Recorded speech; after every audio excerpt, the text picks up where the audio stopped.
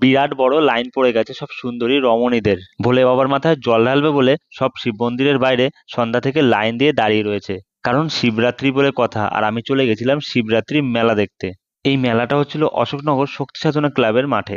মেলার গেটে ঢোকার আগেই রয়েছে বিরাট বড় এক মহাদেবের মূর্তি। বাবাকে প্রণাম জানিয়ে এবার চললাম মেলার ভিতরে। ঢুকতেই দেখি সব জিলেপি, গজা, বাদামের দোকান রয়েছে।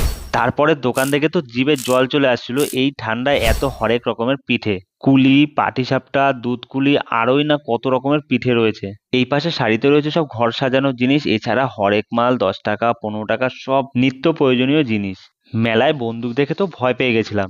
আমি তো ভুলেই গেছিলাম যে আমি শুটারে গোল্ড মেডেলিস্ট। ঠান্ডায় কফি খাবো বলে চলে গেছিলাম কাপের ভ্যারাইটি দেখতে। বাপরে কত রকমের ডিজাইন ছিল।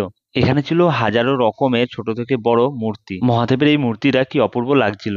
মেলায় আসবো আর মেলার ঘুগনি খাবো না তাই কখনো হয়? তোমরা কারা কারা ঘুগনি পছন্দ করো? খাওয়া দাওয়ার পর্ব চুকিয়ে এবার রাইডের মজা নেওয়ার পালা।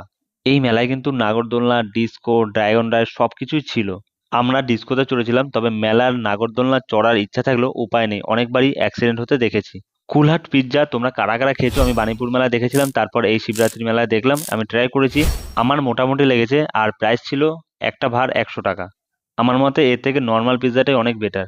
তো আমি এখন কুলহাট পিৎজা খাই, আর তোমরা সাবস্ক্রাইব করো। দেখা হচ্ছে নেক্সট ডেস্টিনেশনে। এখানে কিন্তু ফাংশনেরও ব্যবস্থা আছে, তোমরা চলে এসো ফাংশন দেখতে।